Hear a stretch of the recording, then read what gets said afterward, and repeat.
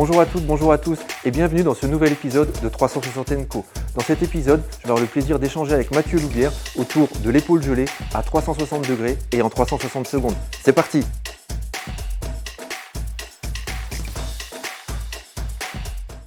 Salut Mathieu. Salut Christophe. Alors, est-ce que pour commencer ce nouvel épisode, est-ce que tu pourrais te présenter s'il te plaît? Bien sûr, je peux le faire. Donc, je m'appelle Mathieu Loubière, je suis kinésithérapeute libéral, 2 jours par semaine. Je travaille dans la charmante bourgade de Troyes, dans l'Aube, où on a le vrai champagne. Et malheureusement aussi l'andouillette. Bon.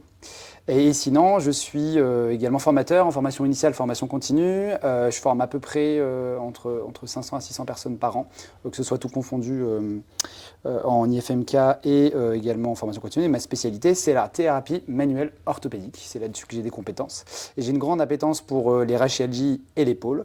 Et je suis principalement formateur on va dire en TMO général, avec peut-être 8 à 10 fois par an, je donne des cours sur l'épaule douloureuse, dont la fameuse épaule gelée.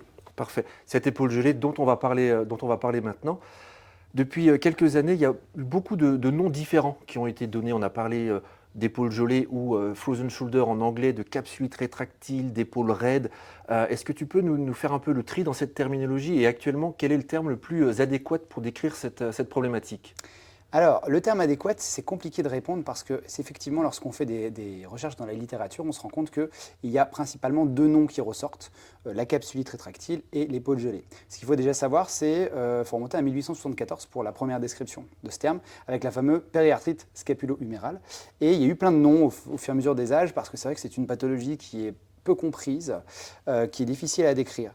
Alors aujourd'hui, moi je suis plutôt militant, comme Sophie Abrassard par exemple, pour dire qu'il faudrait utiliser le terme épaule gelée.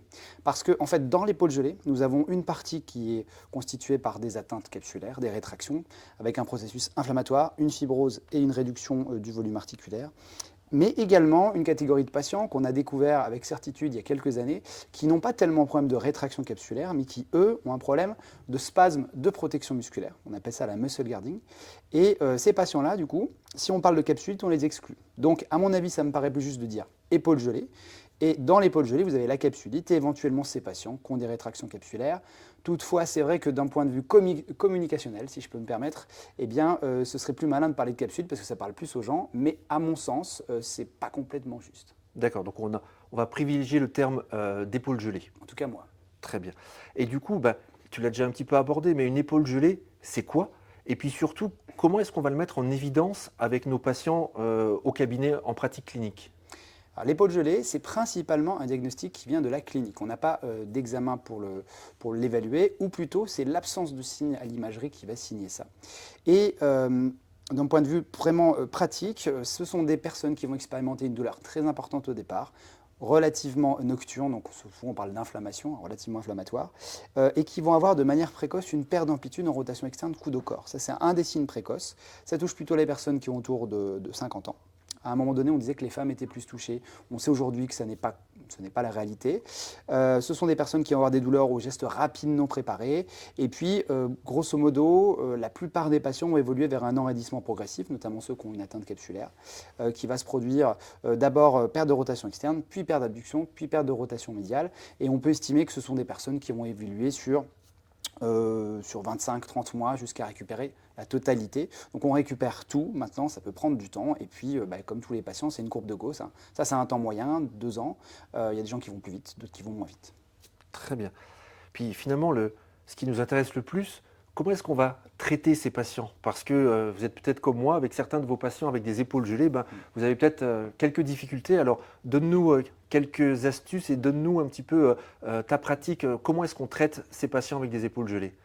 Alors, c'est vrai qu'il y a, moi je le vois parce que je forme beaucoup de collègues justement sur cette pathologie, il y a une espèce de crainte, ou en tout cas, ce n'est pas des patients qu'on aime. En fait, il y a quelque chose de très rassurant déjà, c'est que le patient va quasiment systématiquement guérir. Maintenant, ce qui peut poser effectivement problème au niveau de la récupération, c'est cette fameuse phase de douleur où on est un petit peu diminué, on ne sait pas quoi faire. Donc déjà, il faut séparer. Lorsque la douleur domine sur la rôdeur, dans ce cas-là, on peut mettre en place des stratégies, par exemple, pour leurrer le système nerveux central, donc l'imagerie motrice, la réalité virtuelle, c'est très d'actualité. travailler. On peut également utiliser l'exercice comme un antalgique, soit en utilisant par exemple une autre partie du corps. Moi, je donne très souvent du squat à faire, par exemple, ou des marches d'escalier pour jouer sur les mécaniques d'inhibition de la douleur. Vous allez pouvoir également proposer des exercices de basse intensité, pousser un ballon sur une table sans douleur, etc., etc. Et à partir du moment où cette phase douloureuse va diminuer, qui sera grandement aidée notamment par la possibilité de se faire infiltrer, mais ça c'est pas nous, on va arriver vers progressivement une phase où l'enraidissement s'est installé, où la personne n'a plus mal de manière spontanée ou plus de douleur nocturne.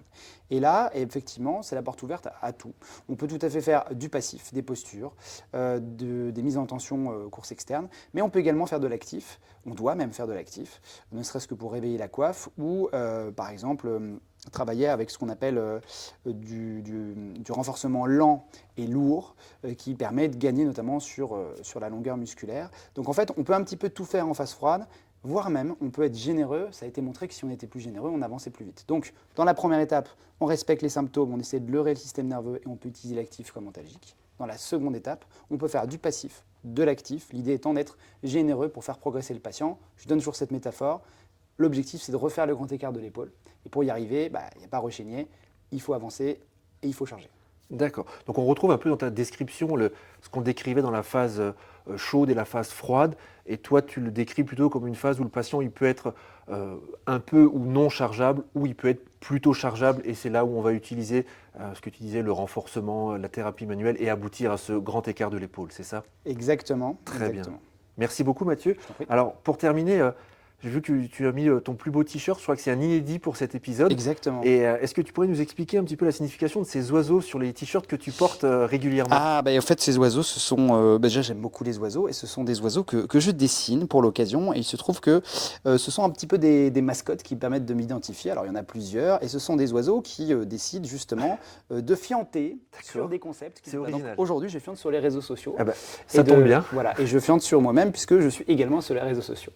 Donc, voilà. Et il se trouve que ça, c'est mon collègue AGMK qui s'appelle Baptiste. Il se reconnaîtra peut-être avec son beau tatouage. Donc j'aime les oiseaux et puis voilà, c'est pas plus compliqué que ça finalement. Eh bien écoutez, je vous remercie de nous avoir suivis sur cet nouvel épisode de 360 Co. Et finalement, l'épaule gelée, c'est pas plus compliqué que ça. Je vous donne rendez-vous très vite pour un nouvel épisode de 360 Co.